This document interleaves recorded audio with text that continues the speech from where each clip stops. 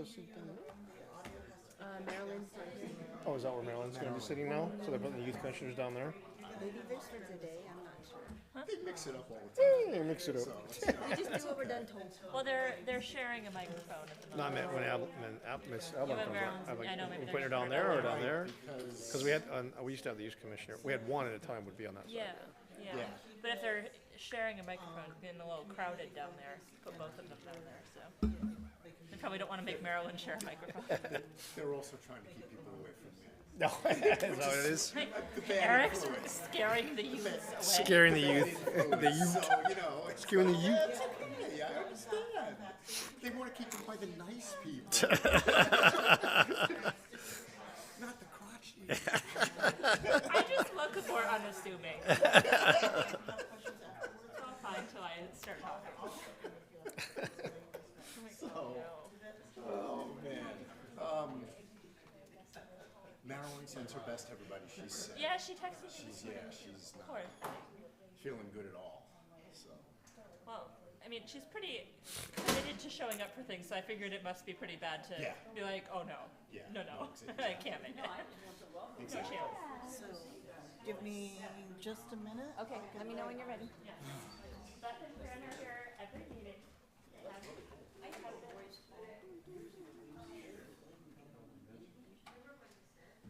I mean, it's weird that you have voice and all.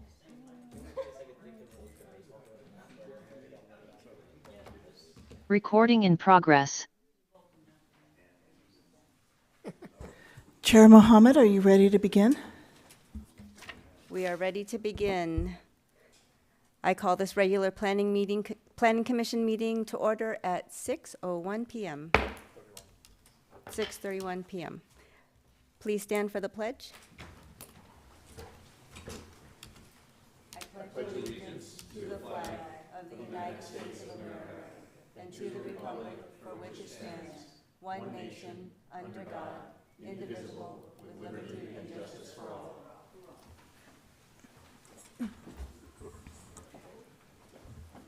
Nicole, roll call, please. Yes, Youth Commissioner Abyssinia Belvin.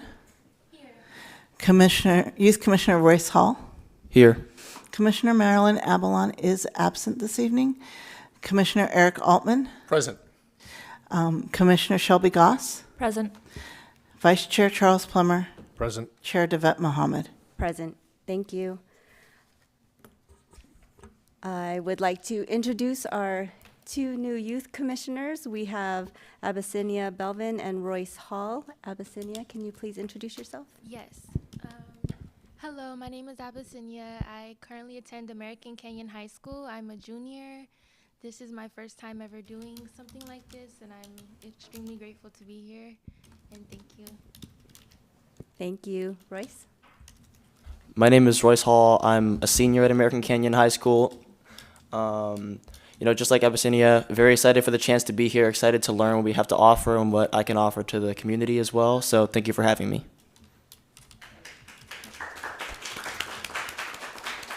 Welcome. So it looks like we do not have any presentations tonight. We'll move on to public comment. This time is reserved for members of the public to address the Planning Commission on items that are not on the agenda and are within the subject matter jurisdiction of the commission. Comments are limited to 3 minutes. Comments for items on the agenda will be taken when the time is called in open session. The Planning Commission is prohibited by law from taking any action on matters discussed that are not on the agenda, and no adverse conclusion should be drawn if the Planning Commission does not respond to public comments at this time. Are there any public comments? Is there anyone in the room that would like to make comments on anything that is not on the agenda? Okay, and we don't have anyone on Zoom, so there's no public comment.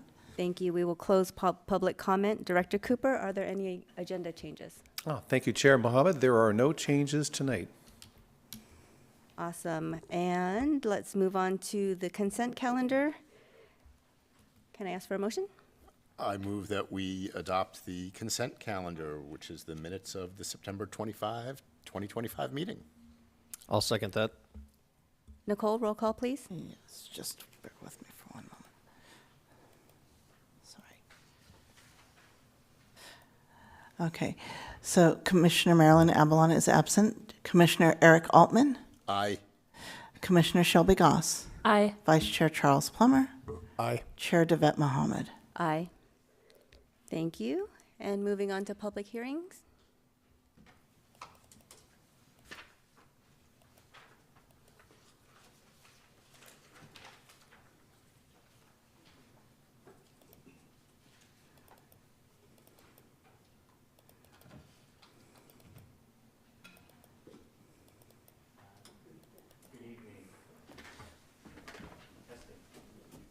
Does it go?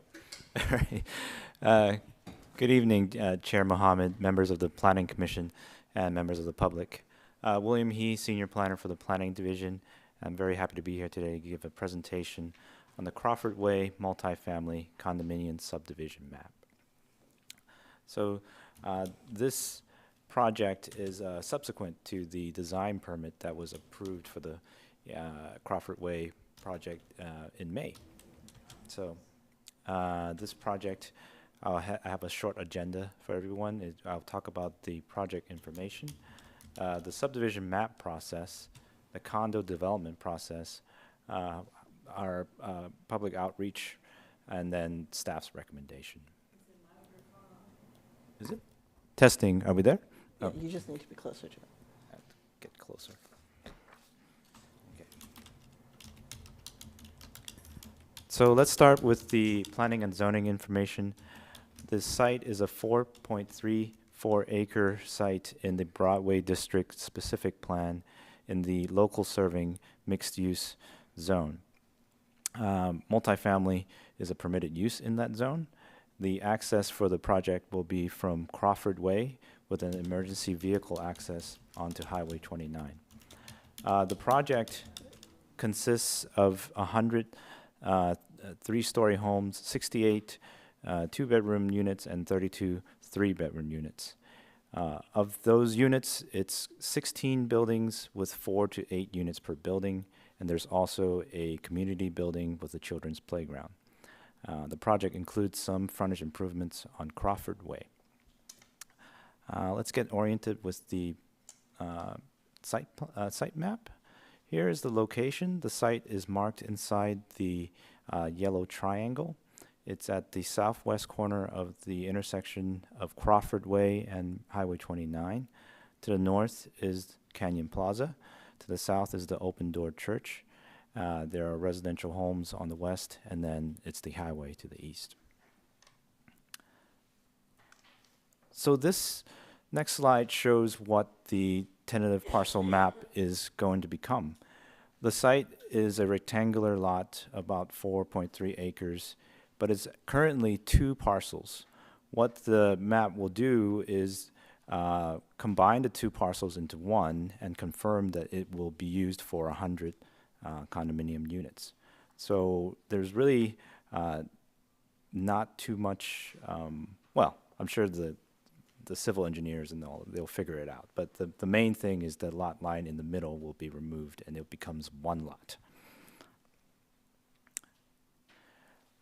For tentative subdivision map, the municipal code has a section, chapter 18. It's for subdivisions, and the project has to comply with findings. Here's a summary of the findings that the project was reviewed under, and the site is a permitted use in the LSMU, local serving mixed use zone.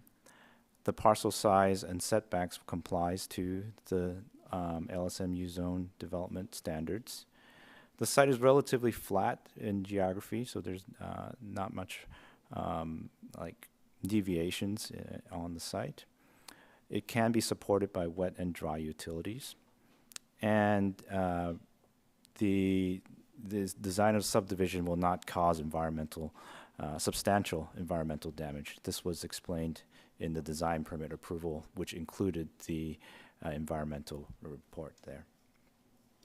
So the site overall complies with what's required, and it meets all the findings. But this is just one step for the subdivision map process. Today we're in step 1, Planning Commission review, and the Planning Commission If they agree with the staff, with the resolution, this project will be approved as a recommendation, and it goes to the City Council. City Council has to approve the tentative map, and then the applicant will need to take that map and get it a final map, which has to be completed under a separate application. After they get the final map approved, then they get to record the map with Napa County. So 4-step process, and we're at part 1. That kind of summarizes the map portion of it, but the condominium process has a few more steps.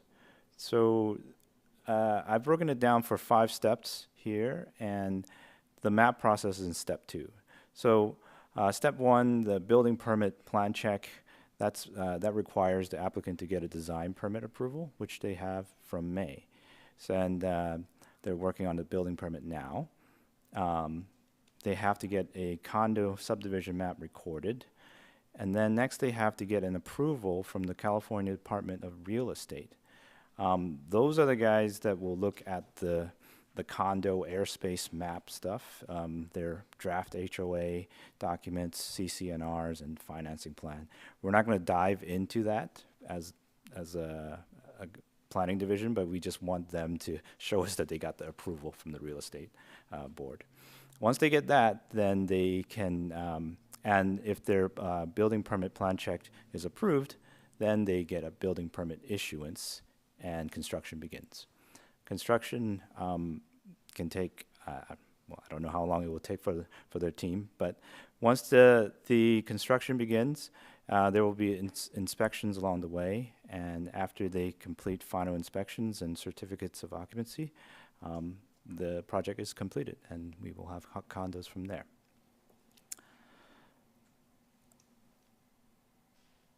So that's the gist of the map process and the condo process. Public outreach, we had a robust public outreach campaign. This started in August and kind of continued until the staff report that was published in November 9th, I think 13th. As you can see from the e-comments, we received 2 since the staff report. And staff has actually responded to those comments.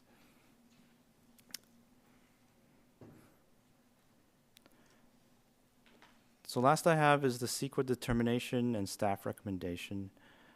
This project, along with a design permit, included an addendum to the Broadway District Specific Plan Environmental Report, and the addendum evaluated both the report and the map.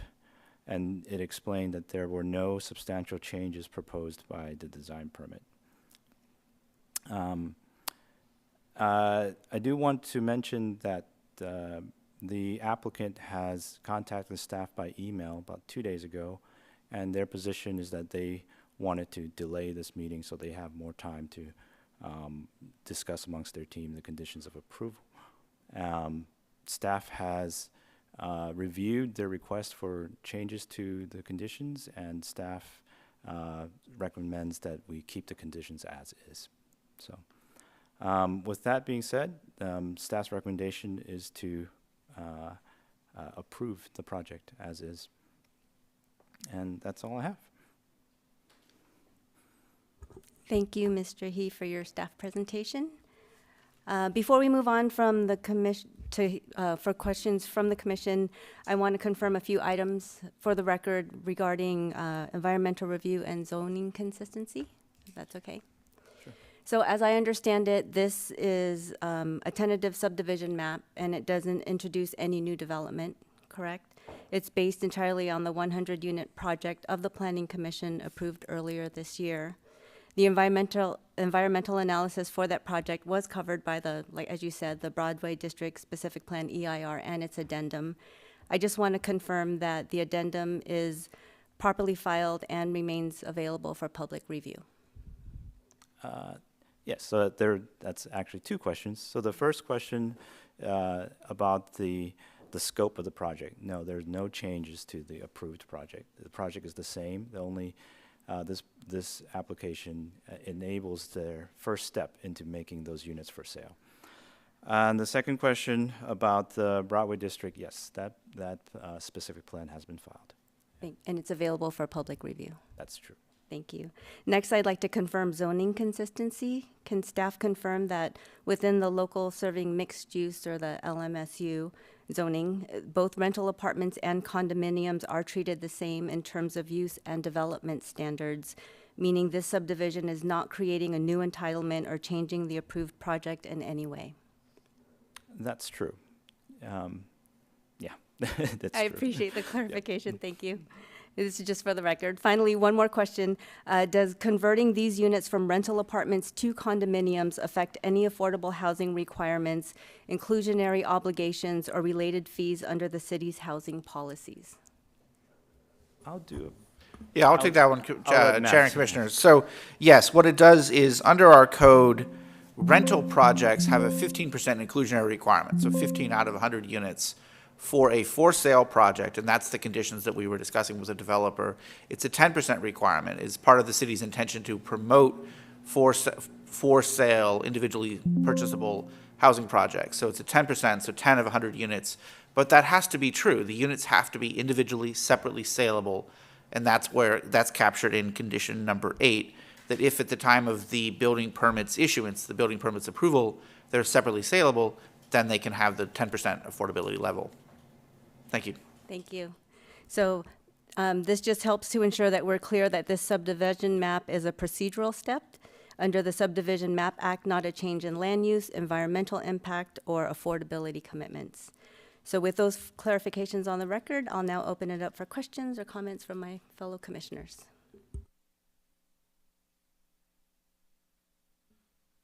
Thank you for the presentation, Mr. He. Appreciate it. And just to echo what Chair Mohammed has said about just what this process looks like, I do have a few questions. With the California state mandate for housing development, particularly for each county and district, what percentage of this, what contribution does this make to our percentage of requirements for the city of American Canyon? Am I stating that question properly? Do you understand what I'm saying, Brent? Vice Chair Plummer, I understand your question, but I'm not sure any of us have committed the city's housing requirements to memory. We could look that up. It's in our housing element, and what you're referring to is a state mandated requirement to accommodate a variety of housing for different income types over an 8-year period that began last year and will run through 2031. And so this housing project is a component of an overall obligation the city has to facilitate private development of housing. And so this would help accomplish some of that. Your question's not hard to find. We can look it up and then maybe a little later get back to you with an answer. Okay, perfect. Yeah, I think it's just important to understand, particularly for the public, that part of what we're doing here is to accomplish some of the state mandates we have as a city for new housing. But we have to look at how that's being arranged, and how that's being developed. And Vice Chair, if I could also maybe talk a little more about why that's important, is if cities do not accommodate housing that's in our general plan housing element, then the city can be in violation of state law, and it's rated on an year-to-year basis. There's a report card online by the State Department of Housing and Community Development that identifies every jurisdiction in California and whether or not they're in compliance with the housing obligations. There are different degrees of being out of compliance. American Canyon today is in compliance, but if you're out of compliance, then developers can come to your city and they can build projects without any local review. And so you start to lose local authority over any ability to apply our own standards to housing developments if we're out of compliance with state law. And perhaps our city attorney might want to elaborate on that. Add to that. So yeah, this helps us maintain compliance with the housing element as was certified earlier this year. On the numeric component, our overall objective for total units across all the income categories is 657 for this cycle. And so that gets us a solid sixth, a little under a sixth of it total. And then of that, it looks like our goal is 200 low-income units. And if they do proceed as proposed with the for sale element, that gets us 10 of those, which is solid 5%, which doesn't seem like that much in the aggregate, but 5% in a single project is it's good progress. Thank you for that clarification. It's helpful for me to understand it and for the public to understand that. Mr. Summers, you mentioned the affordability percentage piece of it as being 10%. I thought I read somewhere before that it was 15%. That's where was it- going to be committed to this project?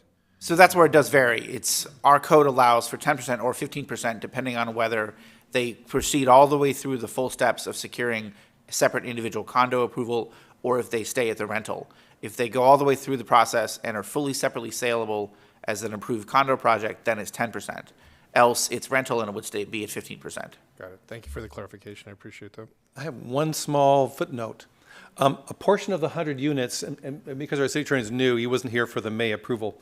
A portion of the units that comprise the project is a density bonus, which is also another entitlement that the state law requires us to provide the developer when they provide affordable housing. And so the inclusionary, the affordable components, actually is a little less than what the city attorney. It's based on the original, I think, 87 units, and not the full 100, because the difference between the two is a bonus. Thanks to our friends in Sacramento writing laws to help further housing.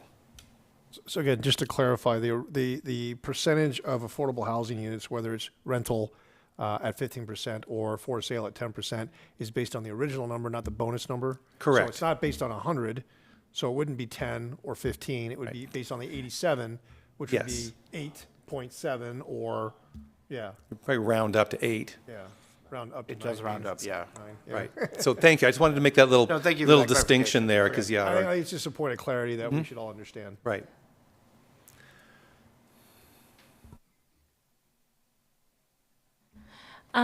Yeah, and so I guess in that same vein of talking about affordability, thanks for clarifying that it's based on the 87, because that does change the number of affordable units. The proposal also calls for a mix of both 2-bedroom and 3-bedroom units. Is there an understanding, or do we know which of those units would be affordable? Is it going to be a mix of 2 and 3-bedroom? Is it going to prioritize the 3-bedroom because that's more likely to be larger families, or is that just up to the developer and we don't get to dictate that? We're working with them on finding a mix. Definitely, it's not going to be like none of the 3-bedroom units. We're going to have a few of those, but it's going to be like hammered out in the affordable housing agreement, which they need to complete prior to building permit issuance. So, of the, I guess now 9 units, we're hoping that we'll get some of the bigger units for sure. Okay, thank you.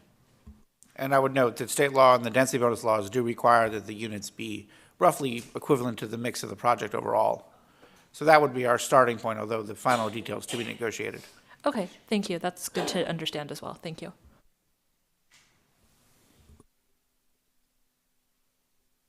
Any questions from the youth commissioners?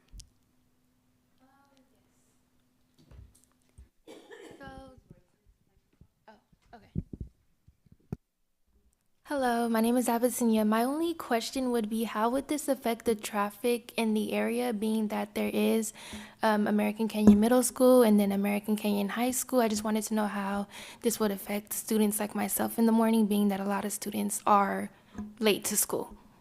That's it.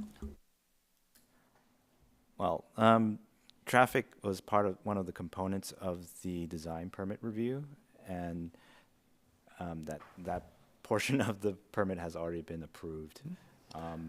They are making, the project is required to provide traffic impact fees, and traffic impact fees help in projects all over town. And also, Youth Commissioner Belvin, I could also elaborate too, the project is providing some traffic calming measures. They're providing a raised sidewalk between their project and the shopping center across the street. And if you notice today, Crawford Way is unimproved on the south side. There's no sidewalk or curb or gutter. So this project would improve that, as well as providing some, I believe, street lights to help with lighting and safety in the area. One of the larger issues with traffic overall is so many people have to commute to jobs from distant places in order to be able to afford their housing. And so providing housing, particularly affordable housing, closer to jobs actually reduces traffic because they don't have to live in distant communities from American Canyon. They can be closer here. It also helps further transit use because you have more people who are living near our bus stops and things that we have available today. And then also, this location is very close to a lot of services. You have the library across the street, the post office across the street. You have Safeway and grocery stores, restaurants, churches. Those are all available within short walking distance. And so the people that are living here are going to be able to, mostly, if they want to, fulfill most of their daily needs just from walking. And if they commute into San Francisco, there's a rapid bus line that stops right across the street by the post office. So this project is one where people who do live there won't have to drive as much as maybe other people who they work with here in American Canyon or elsewhere in Napa County.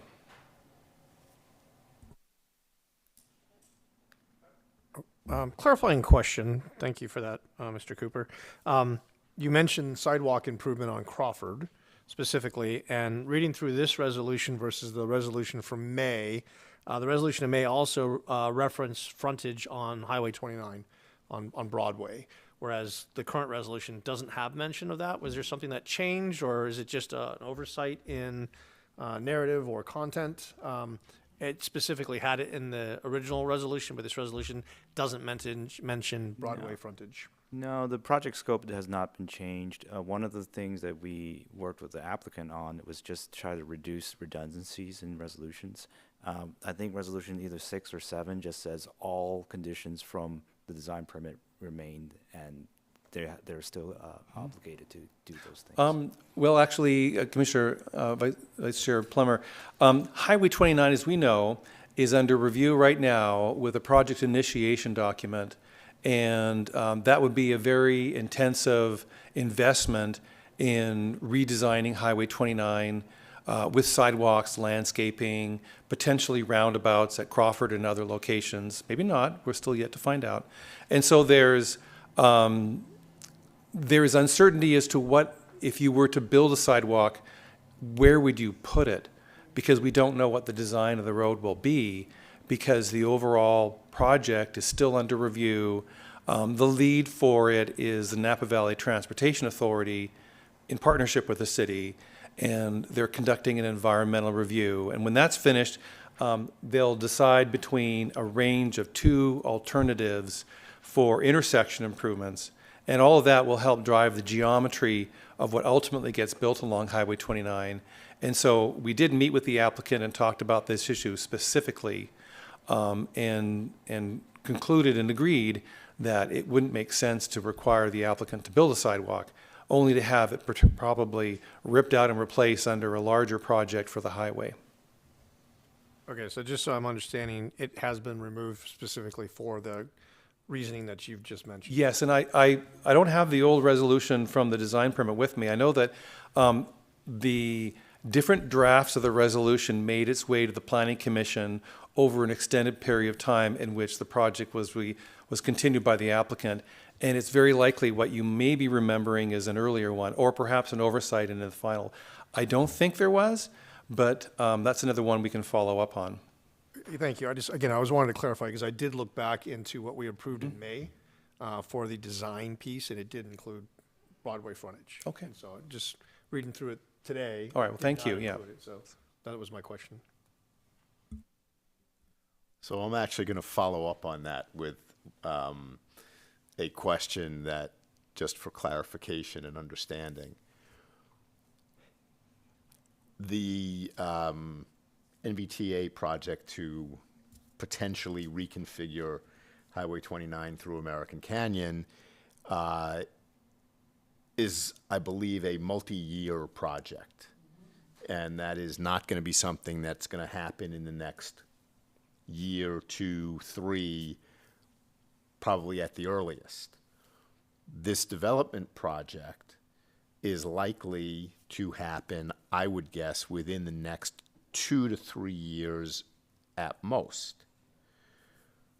So the question then becomes, wouldn't it make sense to address the sidewalk with this project? Because once NVTA gets through all of the design reviews and looking and so on, before they're actually going to construct, honestly, we're probably looking 5 years.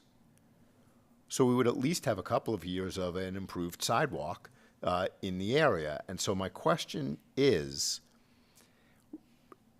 if it was in the earlier, and I'm trusting Vice Chair Plummer that he is absolutely correct on that, is there a way to not remove it, but to effectively defer it so that should NVTA finish quicker and decision made to, yeah, we're going to totally reconfigure, we'd be tearing everything up, have the developer here contribute towards the reconfiguration in an amount equal to what they would be spending to do it now, rather than just kind of waving it bye-bye.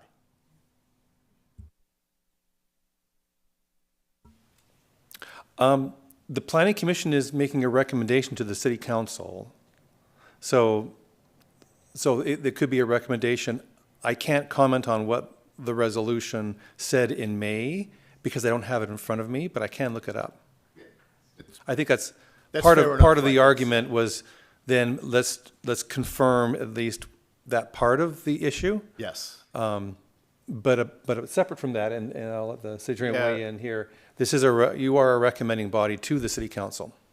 And absolutely on that front, you could recommend that the city council shift the condition, assuming it's confirmed, as originally was a May condition of install frontage improvements along Highway 29 to instead be pay some equivalent value of money into the NVTA project, deferring that and then having them require the same, from their perspective, it's money, the same money, but put it into the NVTA project. We could certainly write that as this commission, if desired, could make that recommendation to council. Absolutely.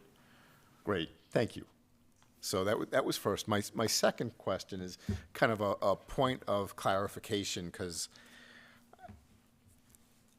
Mr. He, you had commented that the applicant here had kind of requested a continuance because they wanted to address certain issues.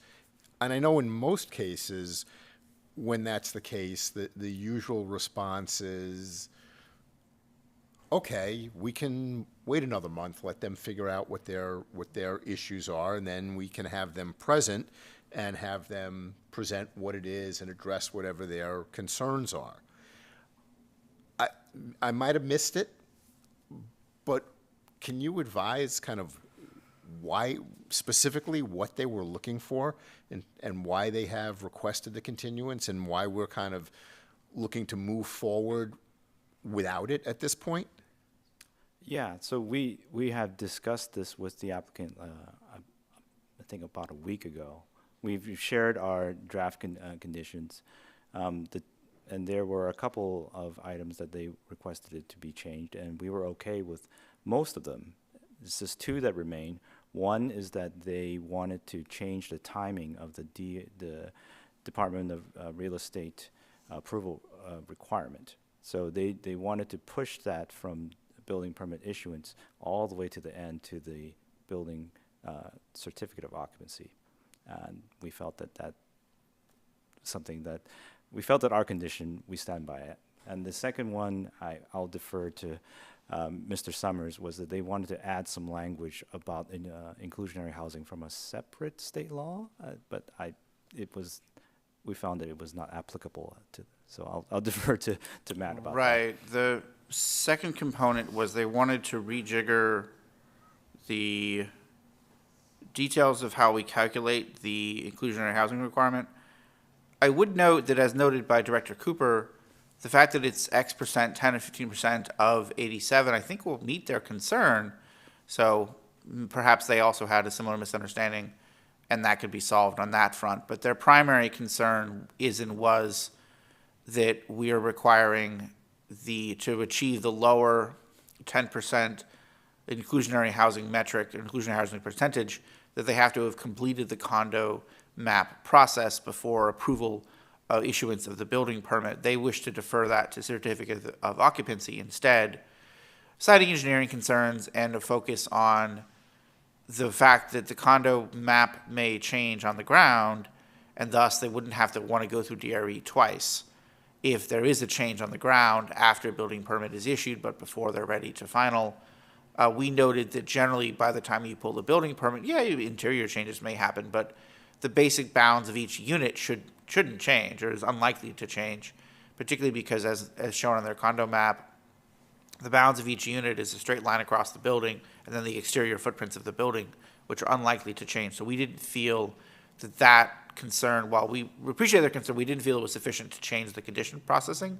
The other component that we felt was a greater concern is if they get all the way to certificate of occupancy, and this is the last thing, then the pressure to let it slide will be immense.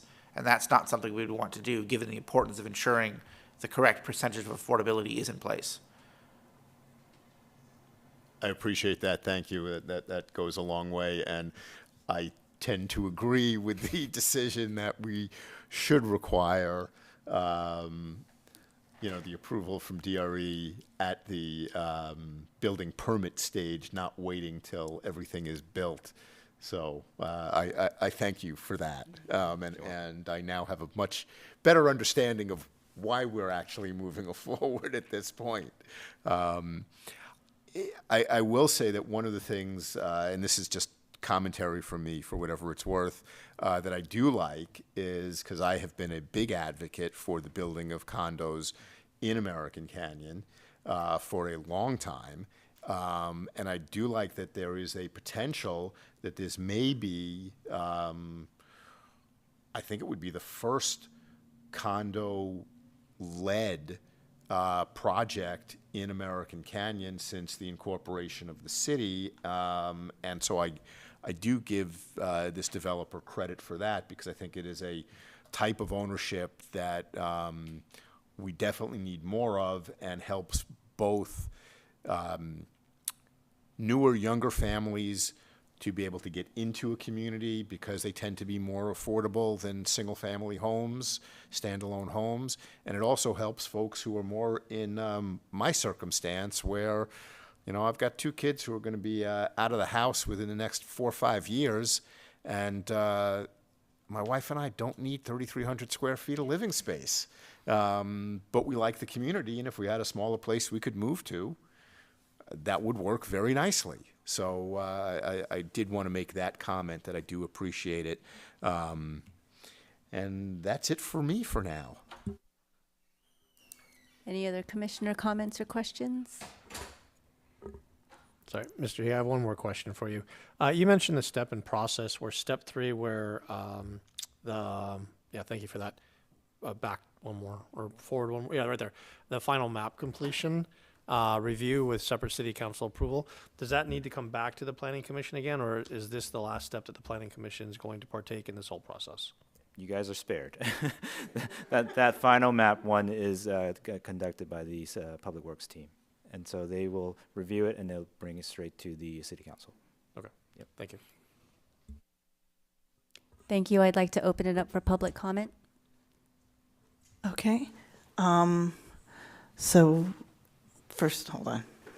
I have Barbara Miles.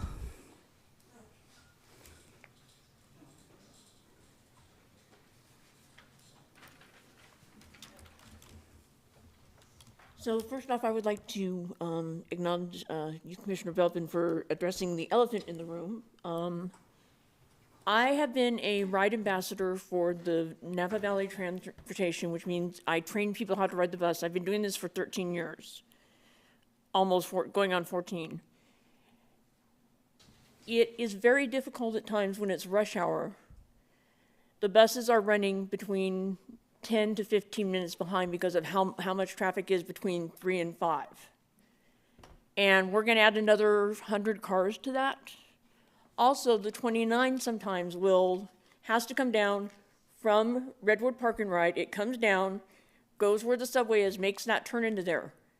That's going to be more difficult because there's going to be all these extra cars. There's going to be the construction there. It's going to delay time, which some people are trying to get home, or people are trying to get to BART for their job. They come there early in the morning, they park there, but if the 29 can't get there because there's all this construction going on, people are going to get mad because of this. You guys don't ride public transportation every day. I do. I ride the shuttle at least 4 out of 5 days every day. And then I ride the transit system. I would say probably 85% of my week is going on the 11s, going on the 29s. I go up, I talk to NVPTA, tell them what's going on. The drivers have heard of this, and they are not very happy that there is a possible construction. So you may lose, some interest with the transit center. You talk about accessibility. You bring all the construction company into this. That's going to be building that's going to be in there. They're going to have the big vehicles that are going to be taking up parking space. How is a small bus, a 40-foot bus, going to get past a big excavator that's having to be out in the street to dig a hole? I don't think you guys are really thinking about how the transportation is going to be affected. If you went today, I went today to an appointment, and it took me, I had to tell the guy, okay, look, we're not going to go this way because we were where, almost all the way where Kaiser Corporate Road is, and traffic was backed up about that far, and we were coming down and said, oh, no, go this way, go down around the roundabouts. It would have taken when we got here, it was all the way up to Highway 29. 30 seconds. I think you guys need to consider about the transportation because it's going to affect everybody. Thank you, Barbara. Is there anyone else in the room that would like to make public comment? Beth Marcus. Yes, good evening. I got so many thoughts going through my mind with this project. We've been talking about it for a long time. It seems like time has gone on, and I'm not sure if I'm remembering if it's last year or the year before. But it seems to me that when we were talking about the housing mandate, at one point I thought we were told that we were a little bit over our percentage, but I don't know how many years ago that was, and that might have been in a 1 7-year aspect.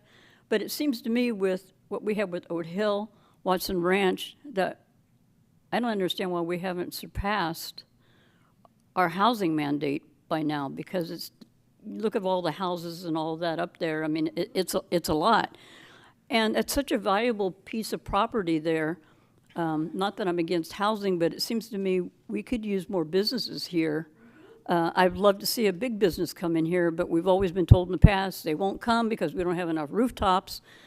But I'm seeing a lot of rooftops, but no big businesses. So I was curious, do we know if there's been any other interest in this project other than this housing project? I mean, there's got to be a business that wants to be here. I know you guys probably don't have that answer, but this is the last time you're going to hear this, so. If I can comment slightly, a couple of things, Beth. First, private property rules. So the owner of the property gets to decide what they do with it. Whether they've looked to see about bringing in a big business or not, I can't comment. I have no knowledge on that. I have stated my own preference for, and raised some questions because of the zoning in which it sits on it. But I do think it is, to a certain extent, a good project because it's condos. If it becomes rentals, I will be very disappointed. But, you know, so that's one piece of what you were asking about. As far as the housing allocations, again, I'm doing this off of memory. I don't have, I'll take the Director Cooper approach. I can't give you specific numbers, but I do think you are remembering a crossing of allocation periods where we were ahead, but now we're in a new allocation period, and so that the numbers are going, you know, revert back. But a lot of what you mentioned with Oat Hill, with Watson Ranch, and so on, is housing that will contribute within the current cycle. So I think there is both the good and bad on that. The other piece on that is, I think we have tended to hit the total target. I think where we have had a little bit of an issue, I think frankly better than the vast majority of communities in the state of California, but I think where we've had a little bit of an issue is in meeting all of the classifications of quote unquote low income. So for whatever it's worth, that's kind of top of the head from my far too long service as a planning commissioner. Well, you know, when you're going back to what you said about the 7 years, or what aspect, what part of that we are in, I don't know if I'm asking or even talking about that right, but Oat Hill and Watson Ranch might have been into the last instead of now, even though they're being built now, but I think it's because it was a project in the past. It probably goes from that and not going forward. So. Yeah, I don't know enough about the details on that. If Mr. He's got some ability to provide insight, that'd be great. I forgot you were standing there. I'll try to help. And Chair, I might note that the Oat Hill and the other projects aren't tonight's agenda item. Bear that in mind as you consider these. Yeah, so I'll try to answer as much as I can. For Beth's question about basically the RHNA numbers, we're now in a new cycle. Last year was the first year of the new cycle, and as Mr. Altman said, we were doing fine in the last cycle, but now this is a new one. We have a whole new homework assignment, and it is challenging to get the low income and very low income units. We will most likely get the moderate and above moderate numbers, but we're going to have to do some work for the others. The question about were there any other applications for business in that site, I think Mr. Altman had the right response. The property owner they wanted to do condos there, and it's a permitted use. Yeah, and there were, I've never seen a application for anything otherwise for that site. So that's it. Any other questions? Any other public comment? Is there anyone else in the room that would like to speak? Okay, please go up to the dais or the podium and introduce yourself. State your name for the record. Hi, my name is Shelley Greenwell. I'm a teacher at Napa Junction Elementary School. My husband, Chris, and I live right, our fence line backs right up to the property where the condos are supposedly being built. My biggest concern is there going to be a wall there put up, and how high is that wall going to be? We're concerned about, you know, the trash. I'm also a member of Open Door Church, which is also going to be right there. I know my pastor is concerned also about the, I don't know, the noise level, the garbage maybe being thrown over to our property, all of those factors, the noise, the garbage, that kind of thing. We have animals, chickens, dogs, a cat, pets, all of those things that we're concerned about. And also the traffic. You know, we have a chronic absentee problem at school, and tardiness and truancies, and, you know, that's just going to add to it as well. all of those things. So that's my comment. Thank you. Is there anyone else that would like to speak on this item? There's no additional public comment. Thank you. I will close public comment. Commissioners, anything else before we make a motion? Yeah, I'll just, again, try and quickly comment on some of the points you raised. One would hope, even if it's a rental, that there wouldn't be issues with trash. Now, as condos, I don't think that would be a problem. I think homeowners tend to take care of their stuff pretty well, whether it's a condo or a single-family home. Renters can be a little different, unfortunately. Some are fantastic, some not so great. In terms of the privacy issues and heights, that's already been kind of previously addressed. I don't know kind of the numbers, but I know that the city is working with the developer on those issues.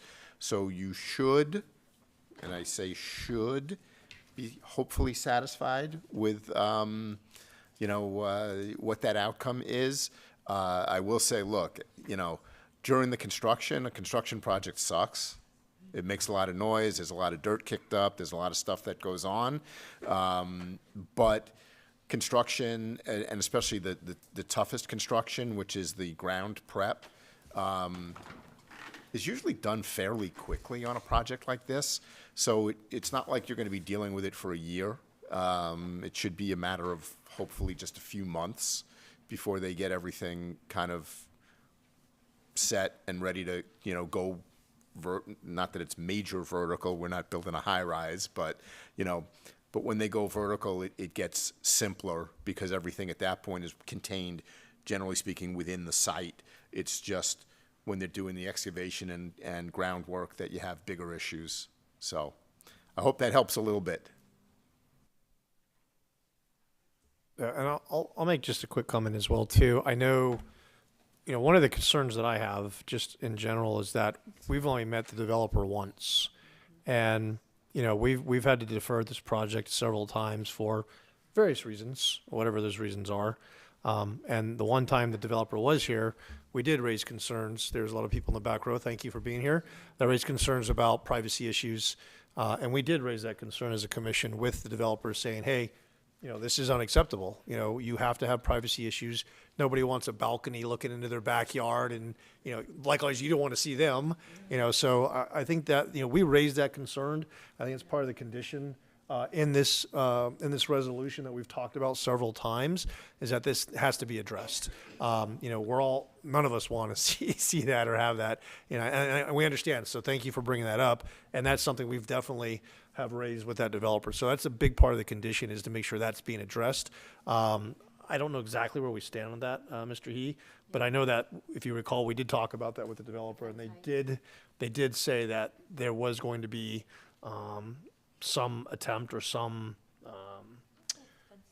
fencing and vegetation that was going to be proposed in the design work that would allow for privacy.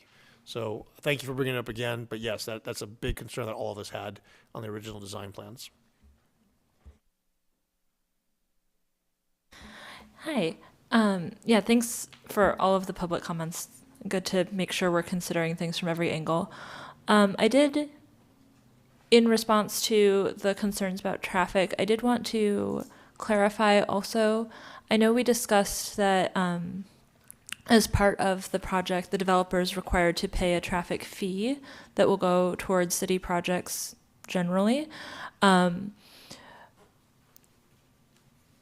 For a development project like this, is any sort of traffic management plan required for the construction period itself? Like helping to coordinate perhaps like a detour schedule for the buses or anything like that? Is that a requirement, or is this a small enough project that it's not usually considered? I don't speak for the, so you're speaking like if there's Yep. heavy equipment that needs to be moved in. Right, if it's going to be blocking the roadway, Yeah, setting that's up a usually detour, with that's more the Public Works maybe. Public Works, they have a traffic control plan that they require, and Okay. that will be reviewed in site improvement plans. Okay. phase, Yeah. Okay, thank you.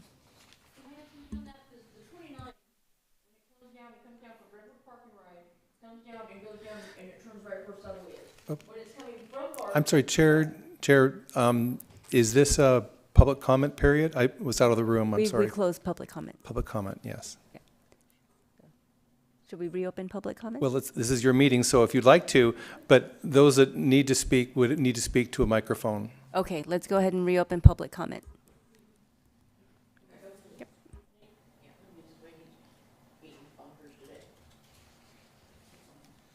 So I ride the 29. The 29 now has a Saturday service, so they have now opened the 29 to Saturday. That's a recent addition to the 29. When it comes down Redwood Park and Ride, it comes down, goes around, goes near Subway, makes that turn. When it's coming back from BART, it comes down, makes the left on American Canyon Road, and then comes down on James and goes right there. So the bus stop for going back to is this way, but the one going to BART is on this side. So it's not the traffic coming from the BART station. It's the traffic coming to the BART station that would be the. I mean, sometimes the bus is like, you know, when it's really bad and congested. Like, I don't know if you guys have ever gone out and seen how much traffic is from like it starts like 2:30 in the afternoon till almost 5:30. You've got like 20, 30, 40 cars just waiting to go. So somebody who rides the public transportation and somebody who depends on it to get there, you know, you've got your school bus that comes and picks you up. Well, that school bus may be late because this construction is going on and it can't get to where it's going to get the students back home where they live because of all the construction. So. Thank you. Any other public comment? Excuse me, please go up to the podium We and need to state your capture it name for for the the system. record, please.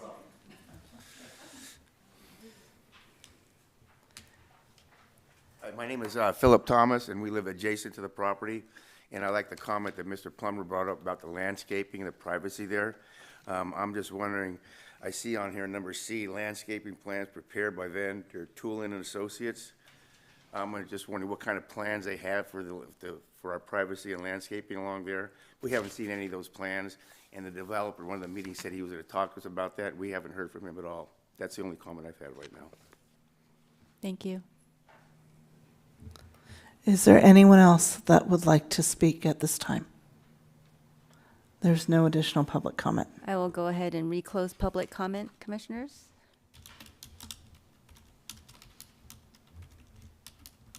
Would anybody like to make a motion? You may have noticed that I brought everybody a copy of the design permit resolution of approval. There obviously are a lot of words, so I apologize for that. If I could, and the pages aren't numbered. However, there is a list of conditions of approval that are numbered. And if I could direct your attention to condition 78. So this is a Public Works condition of approval, and condition 78 identifies public improvements that the project is required to build. So this is answering the question about Highway 29. And so the first paragraph, A, refers to improvements to Crawford Way. The second one, B, is referring to street lights on Crawford Way. And the third one is an accessible curb ramp at the southwest corner of the property. So I'm not able to find a condition that refers to frontage improvements on Highway 29 in this resolution.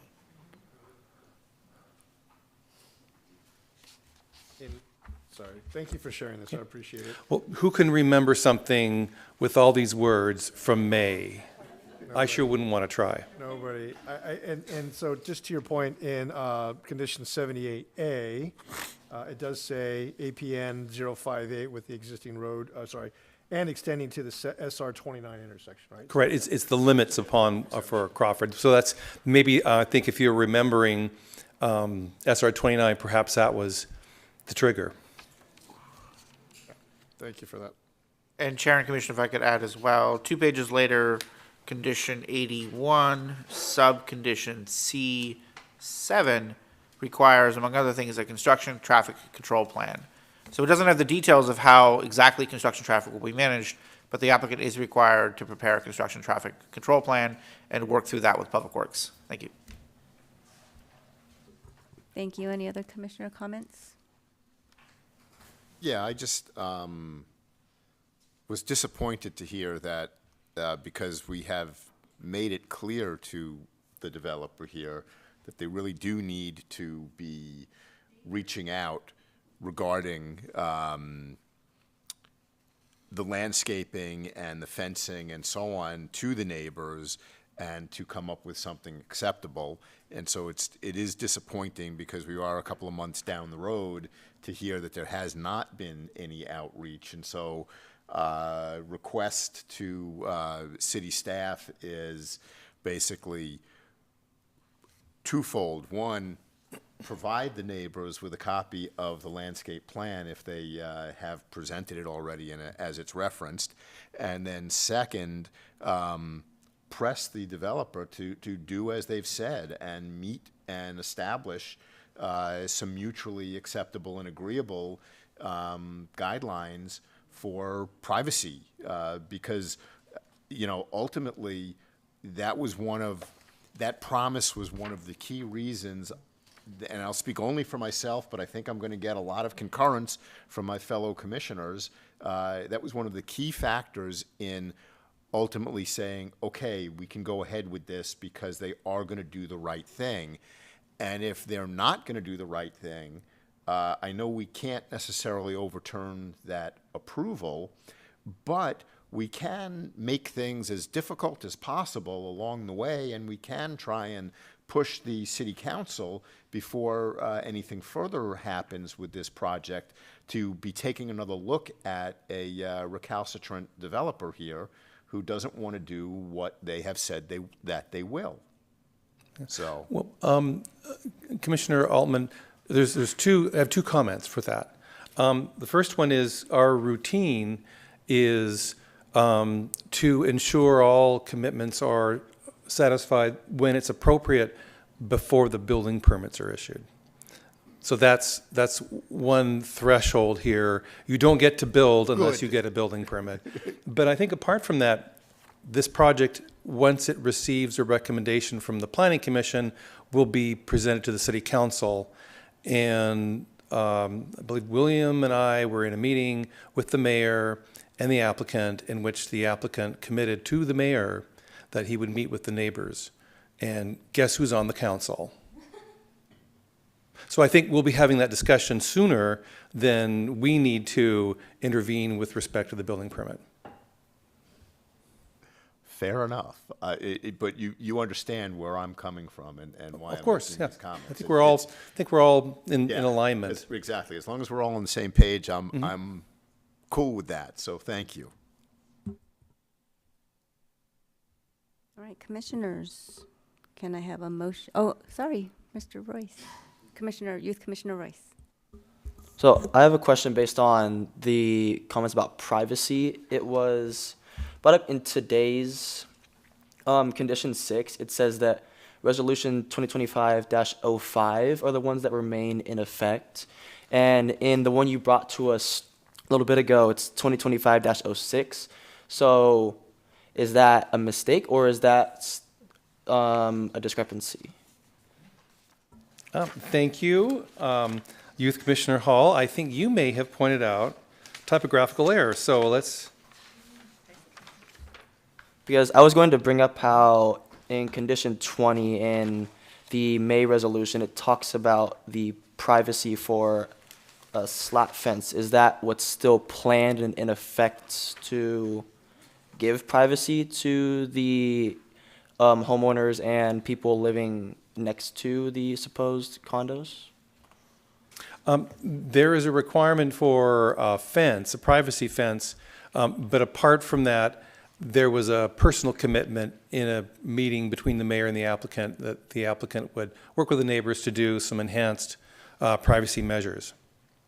But thank you for pointing out the resolution number, condition 6. We'll make that correction before the resolution is signed. I appreciate your diligence. Thank you. Thank you. Good work, Youth Commissioner Hall.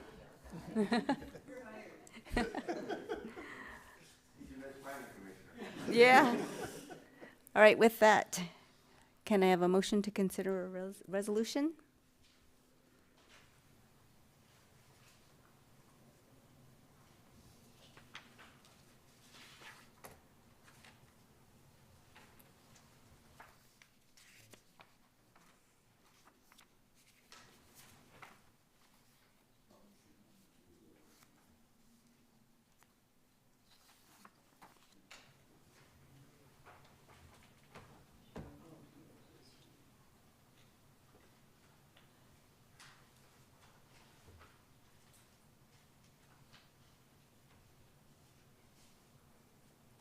So just a point of clarification, so the resolution we're recommending is for the mapping, correct? The recommendation from the staff is for the mapping of this project, is that correct? Correct. Okay.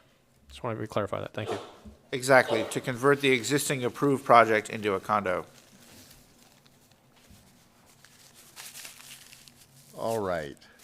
I will make a resolution to recommend that the city council approval of a tentative subdivision map to permit the future subdivision of the Crawford Way project into 100 condominium multifamily dwelling units on a 4.34 acre site at the southwest corner of Crawford Way and Highway 29, APN 058-302-001 and 058-290-012, file number PL 25-0010, be adopted by the Planning Commission. May I have a second? I'll second that. Thank you. Nicole, roll call, please. Yes. Commissioner Marilyn Avalon is absent. Commissioner Eric Altman. Aye. Commissioner Shelby Goss. Aye. Vice Chair Charles Plummer. Aye. Chair Devet Mohammed. Aye. Thank you. Moving on to commissioner items. Do we have any commissioner items? Oh, sorry. I skipped Director Cooper. Management and staff oral reports. Thank you. Director Cooper. You skipped over my favorite part of the meeting. So this is a regular standing meeting, just kind of touch bases on some of the highlights of events happening in the Community Development Department. I do have an item that's not on here because I just had a meeting today with the Fire District and Sun Square. Sun Square is the name of a project that was approved by the Planning Commission a few years ago, and they would like to expand their project. This is a very worthwhile nonprofit organization based in American Canyon that provides services for people with disabilities. And they had approval for a mixed-use project on Napa Junction Road, and they would like to expand it. And so it isn't yet a modification project to do that, but it's they're very enthusiastic, and I wish them well, and it would be nice to see more. Have they acquired a neighboring parcel? Not yet. Ah. They have not. That's the hang-up. There is quite a lot of construction, as you've noticed, around town. I probably wouldn't need to belabor it. You can probably see it outside your windows. The Oat Hill project, the The lower tier, we're very close to releasing occupancy permits for about 4 or 5 of those apartment buildings on the lower tier of the two. So it's nice to see Napa Junction Road being repaved and extended. Nice to see these things, improvements. These are just examples of road improvements that the development projects provide the city, and their funding as part of their project.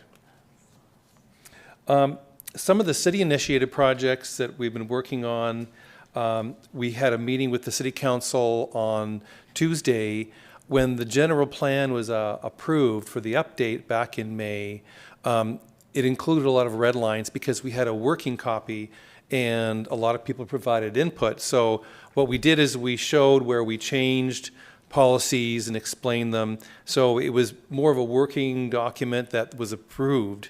And then at the time of the council approval, the council members asked to consolidate some of the sustainability policies into an element. So we did a little reformatting, rearranging of the policies and cleaned it up, and had a little more time to find some beautiful pictures of American Canyon to add into the general plan at appropriate places along through the document. So we put that all together in a nice camera-ready document, and the City Council ratified that format on Tuesday.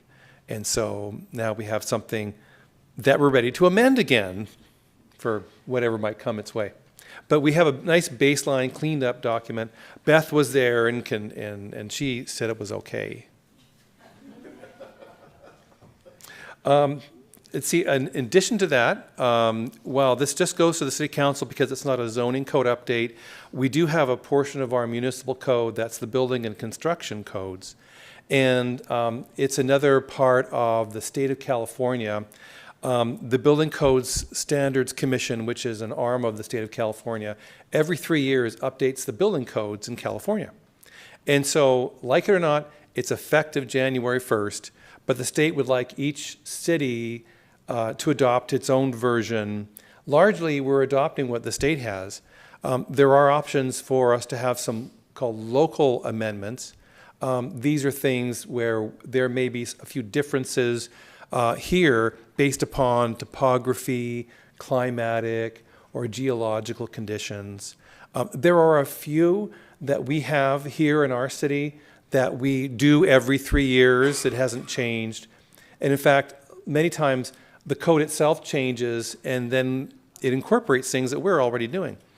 And so that was approved by the City Council on Tuesday, and so that will become effective on January 1st, although we're not open on January 1st, so maybe wait for the 2nd. We have a new permitting software. It's called OpenGov. And so along with our permitting software, our finance department is using it for their purposes, and the Public Works Department is also using it. And so coming up on December 2nd, there'll be a presentation on OpenGov at the City Council, and our communications team is spearheading it, so it should be understandable. No acronyms. And it'll be graphically rich. Maybe even with music. There was a presentation with the communications of the councilman, and they had music in their PowerPoint. I'm like, we get to do that? Anyway, you'll want to come and see it. It's going to be a lot of fun. Let's see, we had our Citizens Academy in October. I'm quite certain that it was, the Community Development Department was everybody's favorite. But it is a lot of fun to meet people and get to talk about the strange things that we do and why it makes sense. I'm going to interrupt you and tell you that on one of these Citizens Academies, you really need to get all the participants to come and join us for a planning commission meeting. You know, I think you're onto something. Perhaps what we can do next time is this is the CD night. There you go. And then all of you will get a certificate, which you probably deserve anyway. At Citizens Academy, you did say this was a fun commission. Isn't it? That's why I joined. Well, I think we'll take a vote. Right. So So yeah. So anyway, it's a lot. I always enjoy them. It's a lot of fun. And the rest of the staff that don't normally get to come to these meetings get to come and talk about what they do. So you get to see who actually is out there doing the real work, not people like me. Coming up at the OSATS Commission on December 3rd, there will be a presentation spearheaded by our Assistant Public Works Director, Norm Woods, and he will be talking about the shoreline adaptation plan. So there is a regional agency in the Bay Area called the Bay, oh gosh, I'm gonna get it wrong. Bay Conservation Development Commission, and they have what I define as a planning emergency, a report that's needed by 2035. So anyway, he has started working on a grant so that we can assess and hire smart folks, scientists and things to evaluate what sea level rise will have effects on American Canyon, and then evaluate what we need to do so that we don't end up living in a swimming pool. And so we'll be giving a presentation to the Open Space, Active Transportation and Sustainability Commission on December 3rd. We had one with the Planning Commission in September, and I know that you really enjoyed it. Is it the same? Is it the same presentation that we were delivering? Okay. That's the same. Although Norm has been making progress on his grant application, so he'll have a little update. And let's see, what else can I tell you about? There is a meeting tomorrow in Napa with the Napa Climate Action Committee, and they'll be discussing the regional climate action and adaptation plan. And this is a very meaningful document that will have a lot of change. There was a public comment period. They had 700 comments, and they'll be preparing responses. I imagine there'll be more global responses, but they're preparing responses which will take them into the spring to finish. So more to come with that. And that's my update for you, unless you have any questions. Do you have any updates on the Home 2 Suites and the new grocery store? The Home 2 Suites, I can tell you, there is a new project manager for the development company that started in September. The fire district and our building staff met with them in the beginning of October and explained what their perspective is on the way the building has been constructed. There was a lot of construction that happened in the building that was not consistent with the approved plans and was advanced beyond the point where things needed to be inspected. So they were working on the building, they covered up their work with wallboard. It wasn't consistent with the plans. And so there's been regular inspections by both the fire district and our department, and they're requiring walls to be opened up and corrections made. The corrections that are needed are documented, and so they're working through it and making much better progress than they have for the number of years that it has been under construction so far. The applicant is hoping to be open in May, but I can't tell you that will happen. It'll happen when the building is constructed per code and is safe. If I can jump in, I believe it was approved in 2022, so that means a 3-year construction timeline for a simple hotel, which is rather excessive. The positive, I will note, is I just noticed, I think it was this morning, that the construction fencing around it, the fencing around the property, is down at this point, which is usually a good sign, but it's also dealing with contractors, as I do routinely on a daily basis. It is really disappointing to hear that they were foolish enough to go ahead and close walls so that before inspections were done, approving everything, because that just gets expensive and it's just really foolish. So right. Their loss, however, as long as I'm glad to hear that we're not letting them get away with, hey, we closed it off, it's good. Yeah, no, No, we have, open it up. we have very experienced inspection staff division in this city and the fire district as well. And so there's a lot of confidence, and it's up to the builder to build it right, and it's up to us to make sure that they do. That's why we have inspections. On the grocery store, I don't have an update for you on that, but I can find out and let you know. Thank you. Anybody else have questions for Director Cooper? Do we have any commissioner items? No, I can move on to that. And I do have one more item. Oh, let's go. On behalf of the Planning Commission, I bestowed a gift to the fire district. They'd requested this use of this room during our regular December 20 meeting to have their own meeting. And so I said, well, in the giving season, I gave it to them. I hope that's okay. So that would mean you we're do not have a having meeting? You do not Or have does a that meeting mean in we're meeting in a December. basement somewhere? Well, unless you're volunteering. I don't think you have a basement. We're in California, there are no basements, Basements. come on. So we would not have a meeting in December. Thank you, Director. We'll try to make up for it in January. Okay. So commissioner items you asked about. Yes, I've got one. Maybe more, bless you. We're in November. We had a meeting with the city council. I think that was in February? Earlier this year. An actual joint meeting?